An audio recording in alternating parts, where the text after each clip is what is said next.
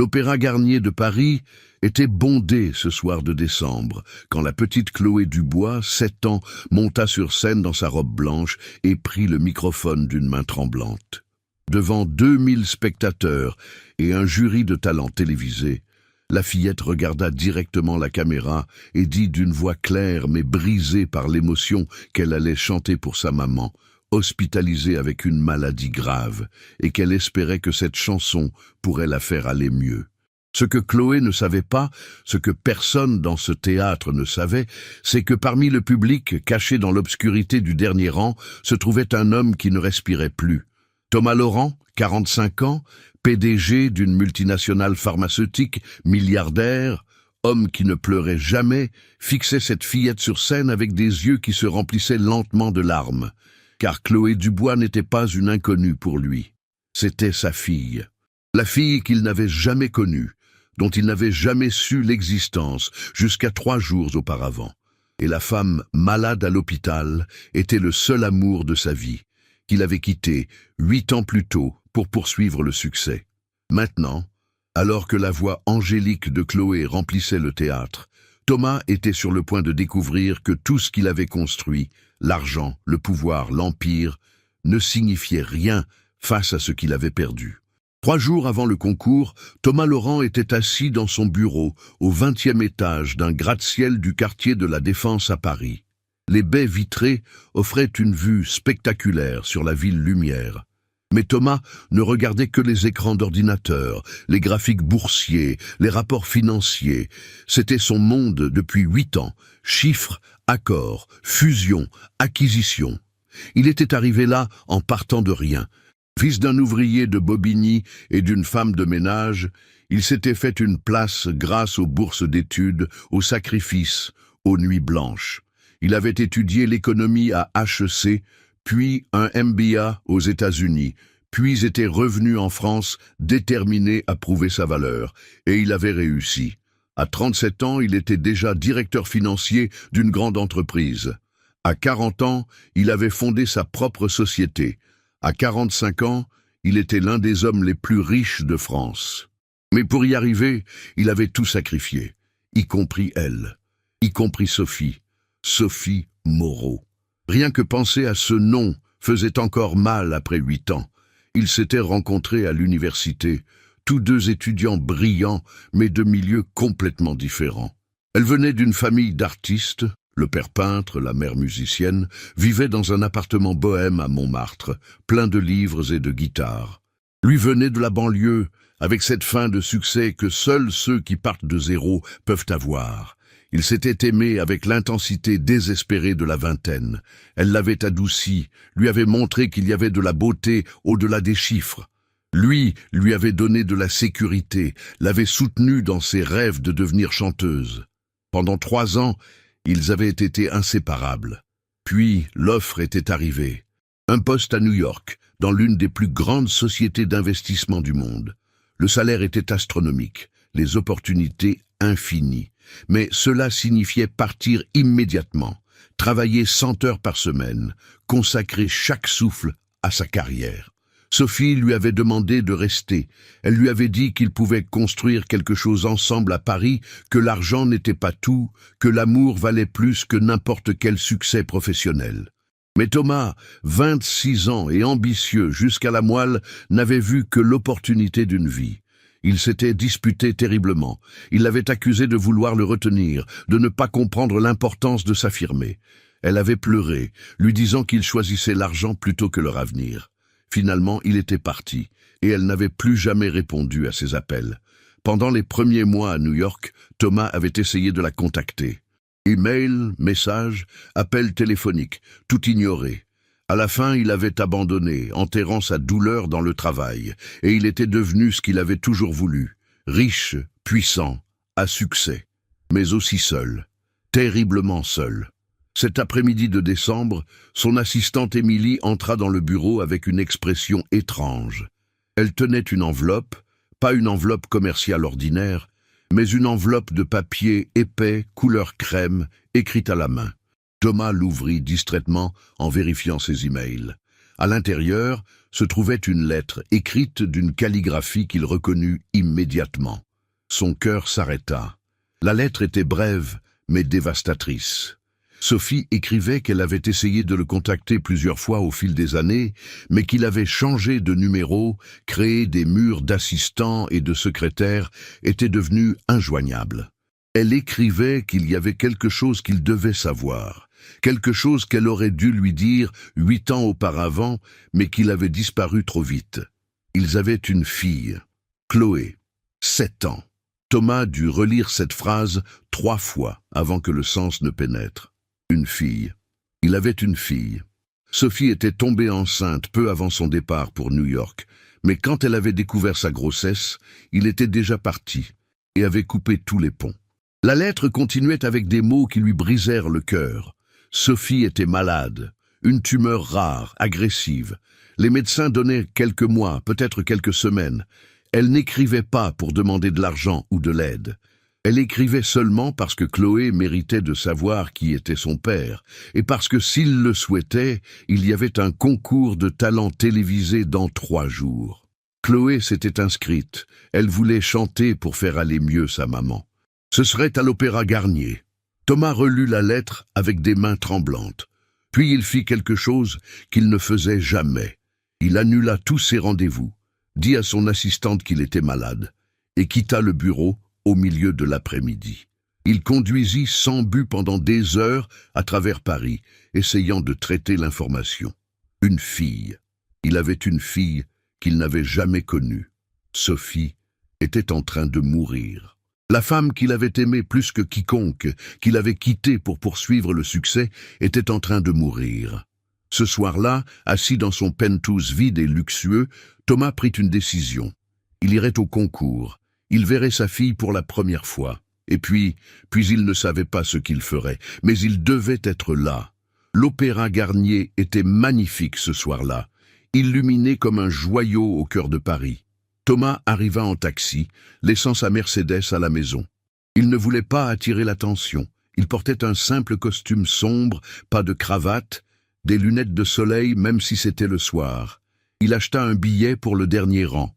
Le spectacle était un concours de talent pour enfants, diffusé en direct sur une grande chaîne nationale. Le théâtre était plein de familles, d'enfants excités, de parents nerveux. Thomas s'assit dans le coin le plus sombre, le plus éloigné possible de la scène. Son cœur battait comme il n'avait pas battu depuis des années. Il allait voir sa fille pour la première fois, une fille dont il n'avait pas su l'existence jusqu'à 3 jours auparavant. Le spectacle commença avec lumière, musique, l'enthousiasme artificiel des présentateurs télévisés. Plusieurs concurrents passèrent, des enfants qui dansaient, faisaient de la magie, chantaient des chansons pop avec des voix aiguës. Thomas regardait à peine. Ses yeux étaient fixés sur le programme qu'il serrait entre ses mains. Chloé Dubois, 7 ans, Paris, chant. Quand vint son tour, le théâtre devint soudainement silencieux pour Thomas. Il vit une petite fille, mince, monter sur la grande scène.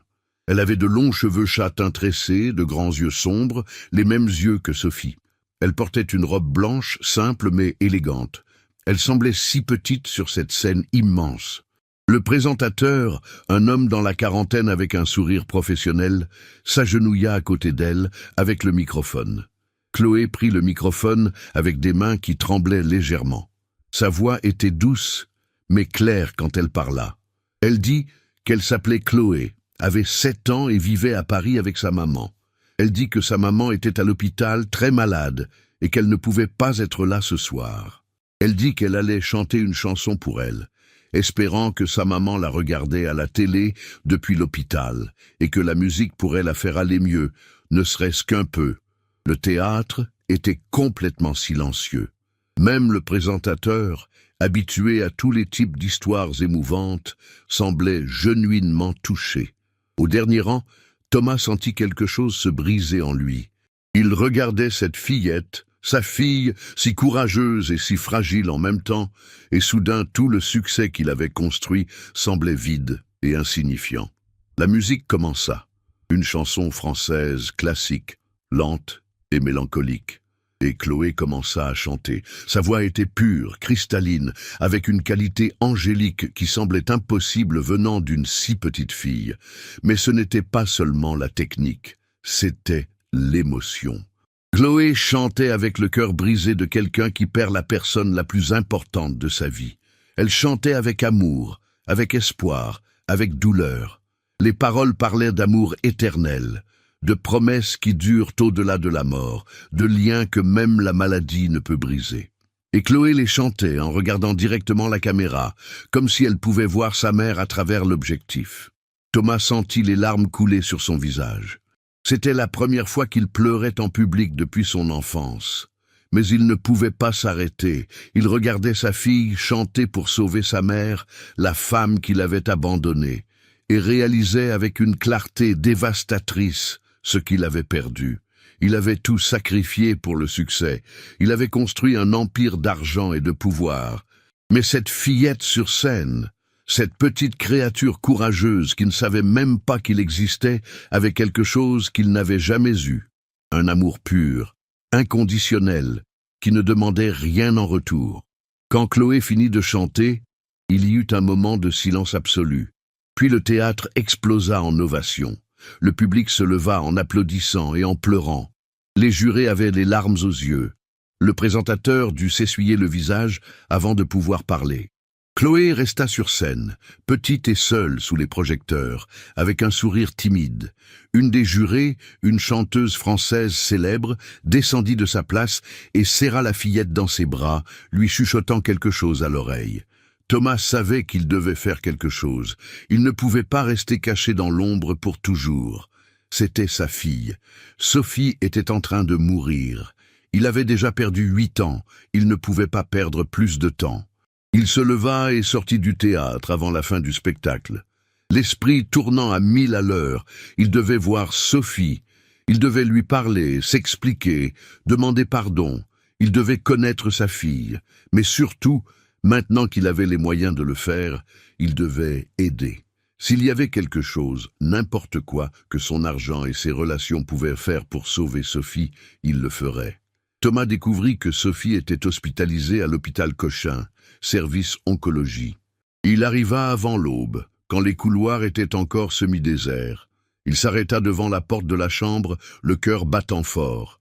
8 ans depuis qu'il l'avait vue pour la dernière fois. Il frappa légèrement. Une voix faible dit d'entrer.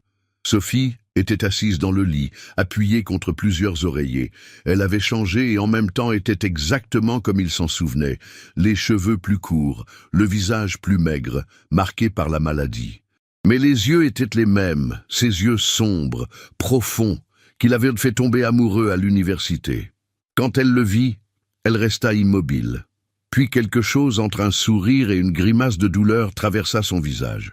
Thomas s'approcha lentement. Les mots préparés s'évanouirent. Il réussit seulement à dire qu'il était désolé, tellement désolé pour tout. Sophie désigna la chaise à côté du lit. Ils parlèrent pendant des heures. Elle raconta avoir découvert sa grossesse 2 semaines après son départ, avoir essayé de le contacter en vain. Elle avait décidé d'élever Chloé seule.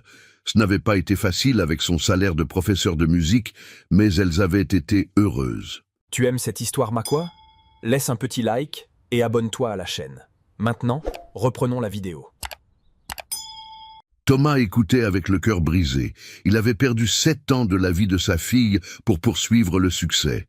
Quand il demanda pour la maladie, Sophie fut directe. Tumeur au pancréas, stade avancé. Quelques mois, peut-être quelques semaines. Trop tard pour intervenir. Mais Thomas n'acceptait pas l'impossible. Il dit qu'il ferait venir les meilleurs spécialistes, paierait n'importe quel traitement expérimental, ferait tout. Sophie sourit tristement. Sa préoccupation n'était pas pour elle, mais pour Chloé. Qui prendrait soin d'elle? Thomas regarda Sophie dans les yeux et fit une promesse solennelle. Il ferait tout son possible pour la sauver, mais s'il n'y parvenait pas, Chloé ne serait jamais seule. Elle aurait un père qui, même tardivement, apprendrait à l'aimer. Sophie ferma les yeux, les larmes coulèrent sur son visage. Elle dit qu'elle ne voulait qu'une chose, voir Chloé gagner ce concours. Elle voulait que sa fille réalise son rêve de chanter sur une grande scène. Elle voulait laisser à Chloé le souvenir de quelque chose de beau, pas seulement de maladies et d'hôpitaux. Thomas promit qu'il ferait tout pour que cela arrive. Thomas quitta l'hôpital avec une détermination nouvelle. Il appela les meilleurs oncologues d'Europe et d'Amérique. Tous furent d'accord. La situation était grave, mais il y avait peut-être une chance avec un traitement expérimental dans une clinique suisse. Il organisa le transfert pour la semaine suivante. Coût, 1,5 million d'euros. Il s'en moquait. Mais d'abord, il y avait le concours. La finale aurait lieu dans une semaine. Chloé devait gagner. Pas pour l'argent, mais pour que Sophie puisse la voir triompher. Thomas utilisa ses relations dans le monde du spectacle, non pour manipuler le résultat, mais pour s'assurer que Chloé ait le meilleur soutien possible. Il organisa des cours avec des coachs vocaux célèbres, paya pour une robe sur mesure. Tout discrètement, sans jamais révéler qui il était. Entre-temps, il commença à connaître sa fille. Pas comme père, pas encore, mais comme un oncle ami de maman. Il visitait l'hôpital quand Chloé venait voir Sophie. Il parlait avec elle, la faisait rire, apprenait ses goûts et ses rêves. Chloé était extraordinaire. Malgré tout, elle était joyeuse, courageuse, pleine de vie. Elle parlait de sa maman avec un amour si pur que cela faisait mal. Et elle parlait de son rêve de chanter non pour devenir célèbre, mais parce que la musique rendait sa mère heureuse. Thomas réalisa que cette fillette, en 7 ans sans lui, était devenue une personne meilleure qu'il ne pourrait jamais être. Sophie l'avait élevé avec des valeurs qu'il avait oubliées, gentillesse, empathie, amour inconditionnel. La semaine passa vite. Sophie fut transférée à la clinique suisse, où elle commença immédiatement le traitement. Les probabilités étaient faibles, mais elles existaient. Le soir de la finale, Thomas organisa une liaison vidéo depuis la clinique. Sophie pourrait voir Chloé depuis son lit d'hôpital, en direct. Chloé ne savait rien de l'implication de Thomas. Pour elle, il n'était que le gentil oncle qui s'était proposé de l'accompagner au théâtre. En approchant du théâtre, Chloé était nerveuse, mais excitée. Elle vérifiait sans cesse que sa maman était bien connectée. Thomas l'assurait que oui, maman regardait. Mais intérieurement, il savait que ce n'était pas une simple représentation. C'était le moment où il devrait décider de se révéler, de dire à Chloé la vérité. L'Opéra Garnier était encore plus bondé que la semaine précédente. C'était la finale du concours, diffusée en direct national, avec des millions de téléspectateurs. Les 12 finalistes étaient tous des talents extraordinaires, mais Chloé avait capturé le cœur du public avec son histoire et sa voix angélique. Thomas était assis au premier rang cette fois, une place qu'il avait payée au prix fort. Il voulait voir sa fille de près. Il voulait qu'elle sache, même s'il ne pouvait pas le dire à haute voix, que son papa était là, qu'il la soutenait, qu'il était fier d'elle. En coulisses, Chloé se préparait. Une équipe télé était allée en Suisse filmer Sophie dans son lit d'hôpital. La vidéo serait montrée avant sa performance. C'était un rebondissement émotionnel parfait pour la télévision, mais pour Thomas, c'était quelque chose de bien plus profond. Quand vint le tour de Chloé, le théâtre s'obscurcit. Sur le grand écran apparut Sophie. Elle était pâle, visiblement malade, mais ses yeux brillaient d'amour quand elle parla directement à la caméra, directement à sa fille. Elle dit combien elle était fière de Chloé. Elle dit qu'elle était la plus belle chose qui lui soit jamais arrivée. Elle dit que quoi qu'il arrive, Chloé devait toujours se rappeler combien elle était aimée, combien elle était spéciale, combien elle était forte. Dans le public, Thomas pleurait sans honte. D'autres pleuraient avec lui. Il était impossible de regarder cette scène sans être ému. Puis Chloé monta sur scène.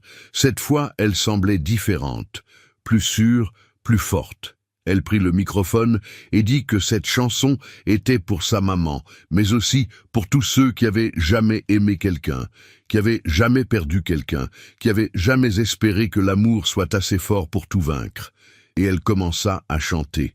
La chanson était différente de la semaine précédente, plus puissante, plus mature, pleine d'une émotion qui semblait impossible, venant d'une si petite fille. Chloé chantait non seulement avec sa voix, mais avec son âme.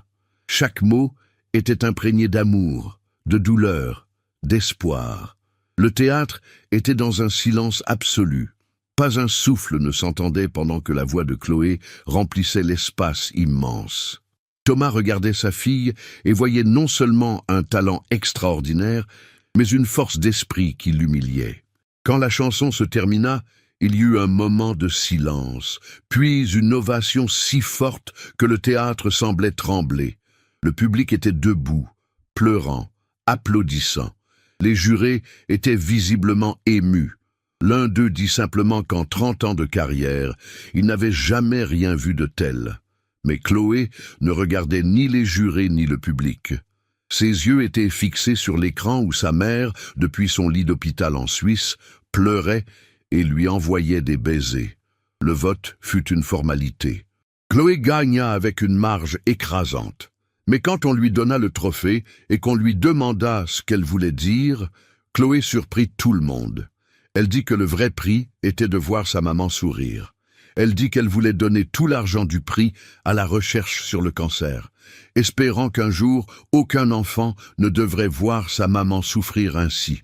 Elle dit que la seule chose qu'elle voulait était que sa maman guérisse et qu'elle puisse à nouveau chanter ensemble à la maison. Le théâtre explosa à nouveau en applaudissements. Même les présentateurs, professionnels habitués à toutes sortes d'émotions, durent s'essuyer les yeux. Thomas se leva de son fauteuil et, pour la première fois, fit quelque chose de complètement impulsif. Il monta sur scène. Le théâtre se fit soudainement silencieux quand Thomas Laurent, l'un des hommes les plus riches de France, dont le visage était apparu sur des dizaines de couvertures de magazines économiques, monta sur scène et s'agenouilla devant Chloé. Les présentateurs étaient confus. La sécurité fit un pas en avant, mais Thomas montra un badge qu'il avait obtenu de la production. Il avait le droit d'être là. Il regarda Chloé dans les yeux, ses yeux qui ressemblaient tant aux siens, et commença à parler. Il dit qu'il y avait quelque chose qu'il devait dire, quelque chose qu'il aurait dû dire il y a longtemps. Il dit qu'il n'était pas juste un oncle ami de maman. Il était son père. Le père qui n'avait pas été là pendant 7 ans, qui avait fait le mauvais choix, qui avait quitté sa mère pour poursuivre le succès et l'argent. Chloé le regardait avec des yeux écarquillés, essayant de traiter l'information. Le théâtre était complètement silencieux. Des millions de personnes regardèrent depuis chez elle. Thomas continua. Il dit que pendant 8 ans, il avait pensé que le succès était tout. Il avait construit un empire, fait de l'argent qu'il ne pourrait jamais dépenser, atteint chaque objectif qu'il s'était fixé. Mais puis, il avait vu Chloé chanter sur cette scène une semaine auparavant, et il avait compris qu'il avait perdu tout ce qui comptait vraiment. Il dit qu'il ne pouvait pas récupérer ses années perdues. Il ne pouvait pas changer ses choix. Mais il pouvait faire une promesse. Il promettait d'être le père que Chloé méritait. Il promettait de prendre soin d'elle et de sa mère. Et il promettait d'utiliser chaque ressource qu'il avait pour sauver Sophie. Puis, il regarda directement la caméra, sachant que Sophie regardait depuis la Suisse. Il lui demanda pardon de l'avoir quittée, de ne pas avoir été là quand elle avait eu besoin de lui. Il lui dit qu'il l'avait toujours aimée, qu'il avait été stupide de la laisser partir, et qu'il passerait le reste de sa vie à essayer de se racheter. Chloé resta silencieuse pendant un long moment. Puis, avec la sagesse de quelqu'un de beaucoup plus vieux que ses 7 ans, elle posa une question simple mais dévastatrice. Elle lui demanda s'il aimait vraiment sa maman, s'il l'aimait vraiment elle. Thomas, avec les larmes qui coulaient librement sur son visage devant des millions de téléspectateurs, dit oui. Il les aimait plus que tout au monde, plus que l'argent, plus que le succès, plus que sa propre vie. Chloé le regarda pendant un long moment. Puis elle fit quelque chose que Thomas ne se serait jamais attendu. Elle s'approcha et l'étreignit. Le théâtre explosa en applaudissements. Mais Thomas ne sentait que le petit corps de sa fille dans ses bras, ses petites mains qui le serraient fort. C'était le moment le plus important de sa vie, plus important que n'importe quel accord commercial, plus important que n'importe quelle reconnaissance ou prix. Sur l'écran, Sophie pleurait, mais cette fois ses larmes étaient de joie. Me dis-je. Épilogue. 2 ans plus tard. Le traitement expérimental en Suisse avait fonctionné. Contre toute probabilité, contre tous les pronostics des médecins, Sophie était en rémission complète. La tumeur avait disparu. C'était un miracle médical, disaient les docteurs. Mais Thomas savait que c'était aussi autre chose. C'était l'amour, c'était l'espoir, c'était la force d'une fillette qui avait chanté pour sauver sa mère. Maintenant, 2 ans après cette soirée à l'Opéra Garnier, Thomas se tenait debout dans le jardin d'une villa dans les collines de Versailles. Pas son ancienne villa vide et stérile, mais une vraie maison pleine de vie et de rire. Sophie était dans la cuisine, apprenant à Chloé à faire des macarons. Leurs voix et rires arrivèrent par les fenêtres ouvertes. Thomas avait tout changé dans sa vie. Il avait vendu une grande partie de son empire, ne gardant que ce qui lui permettait de travailler depuis la maison et de passer du temps avec sa famille. Il avait découvert qu'il pouvait réussir sans sacrifier ce qui comptait vraiment. Chloé avait maintenant 9 ans.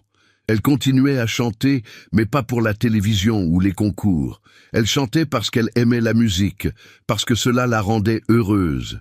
Et chaque soir, avant de dormir, elle chantait une chanson pour sa mère et son père. Thomas regarda par la fenêtre les 2 personnes qu'il aimait le plus au monde.